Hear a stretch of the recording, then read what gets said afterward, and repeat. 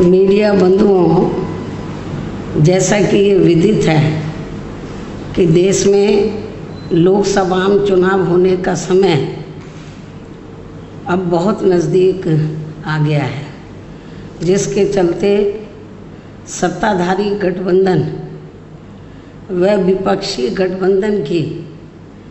अर्थात एनडीए व परिवर्तित किए गए यूपीए की बैठकों का भी काफ़ी दौर चल रहा है। हालांकि इस मामले में हमारी पार्टी भी कोई पीछे नहीं है, बल्कि इन चुनावों की तैयारी को लेकर पिछले कुछ समय से पूरे देश में पार्टी की छोटी छोटी बैठकें व बंद जगह पर कैडर कैंप आदि लेने का भी कार्य काफ़ी युद्ध स्तर पर चल रहा है। और इतना ही नहीं, बल्कि अब एक तरफ सत्ता पक्ष का एनडीए अपनी फिर से पूर्ण बहुमत की सरकार बनाने के लिए अपनी दलीलें दे रहा है, तो वहीं दूसरी तरफ विपक्षी गठबंधन यहाँ सत्ताधारी एनडीए गठबंधन को इस बार चुनाव में मात देने के लिए उनकी नीतियों व कार्यशैली आदि का काफ़ी विरोध कर रहा है, जिसमें बीएसपी भी कोई पीछे नहीं है। जबकि सत्ताधारी पार्टी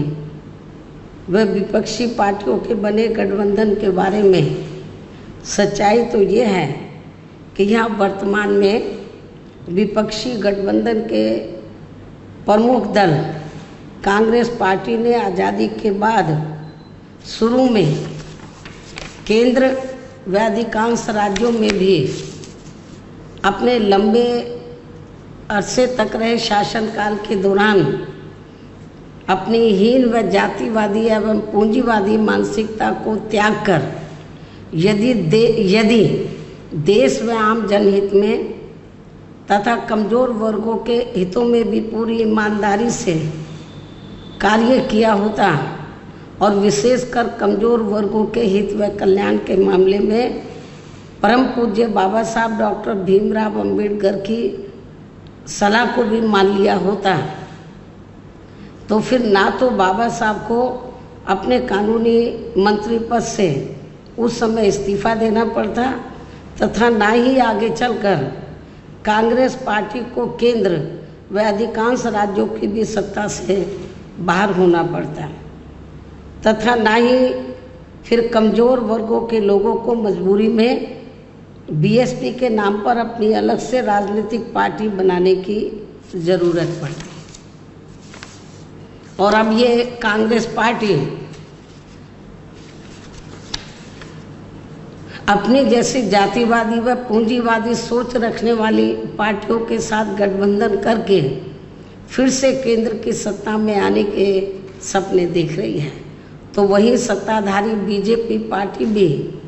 पुनः केंद्र की सत्ता में आने के लिए अपने एनडीए गठबंधन को हर मामले में मजबूत बनाने में लगी है। साथ ही फिर से सत्ता में आने का दावा भी ठोक रही है। ये कह रही है कि इस बार बीजेपी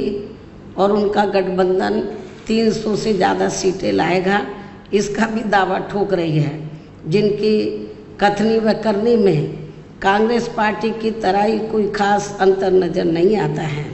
कहने का तात्पर्य ये है कि अब ये दोनों बने गठबंधन यानी कि एनडीए व परिवर्तित किए गए यूपीए केंद्र की सत्ता में आने के लिए अपने अपने दावे ठोक रहे हैं, जबकि जनता को किए गए इनके वायदे व आश्वासन आदि सत्ता में बने रहने के दौरान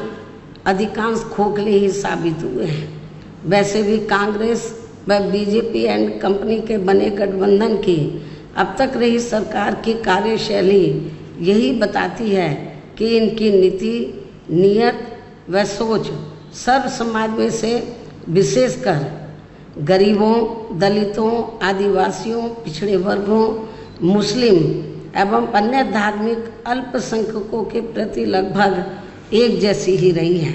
क्योंकि इन्होंने सत्ता में रहकर शुरू से इन वर्गों के मामले में अधिकांश कागजी खाना पूर्ति ही की है तथा ज़मीनी हकीकत में इनके लिए कोई ठोस कार्य नहीं किए हैं। लेकिन जब ये लोग सत्ता से बाहर हो जाते हैं तो तब फिर वे अपने वोट की खातिर इनके हितों में काफ़ी लंबी चौड़ी बातें करते हैं। जैसे कांग्रेस पार्टी का गरीबी हटाओ का व बीजेपी का हर गरीब के खाते में 20 लाख रुपए पहुंचाने को लेकर कही गई ये बातें सत्ता में आने के बाद केवल हवाई व खोखली ही साबित होकर रह गई हैं, जिसकी खास वजह से ही बीएसपी ने सत्ताधारी गठबंधन व विपक्षी गठबंधन से ज़्यादातर अपनी दूरी ही बना के रखी है। ऐसी स्थिति में अब इन वर्गों के लोगों को यानी कि कमज़ोर वर्गों के लोगों को आपसी भाईचारे के आधार पर वे अपना अकेले ही मजबूत गठबंधन बना के या हर मामले में अपनी एकमात्र हितैषी रही पार्टी बीएसपी को ही मजबूती देनी है तथा जिससे फिर यहाँ कोई भी गठबंधन केंद्र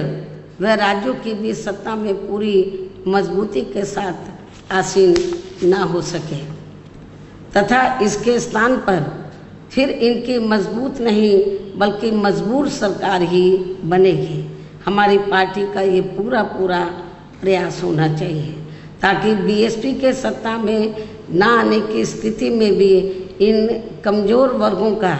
यानी कि दबे कुचले लोगों का ये लोग ज़्यादा शोषण ना कर सकें। इतना ही नहीं बल्कि ऐसी स्थिति में बीएसपी को भी सत्ता में आसीन होने का मौका मिल सकता है और जब तक हम लोग अकेले अपने बलबूते पर खड़े नहीं हो पाते हैं,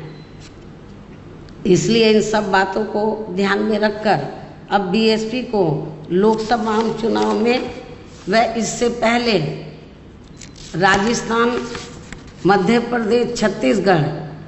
व तेलंगाना आदि राज्यों में होने वाले विधानसभा चुनाव में भी अकेले ही चुनाव लड़कर अपनी पार्टी का बेहतर रिजल्ट लाना होगा। लेकिन बीएसपी पंजाब, हरियाणा आदि इन राज्यों में वहाँ की रीजनल पार्टियों के साथ मिलकर जरूर चुनाव लड़ सकती है, बशर्ते अब वर्तमान में उनका एनडीए व परिवर्तित किए गए यूपीए से भी कोई संबंध नहीं होना चाहिए। इसके साथ ही पार्टी के लोगों को हर स्तर पर सत्ताधारी गठबंधन व विपक्षी गठबंधन के सभी साम दाम दंड भेद आदि हथकंडों से भी जरूर सावधान रहना है। इसके अलावा यहाँ मैं ये भी कहना चाहूँगी कि देश में लगातार बढ़ रही कमर तोड़ महंगाई, अति गरीबी व बेरोजगारी आदि की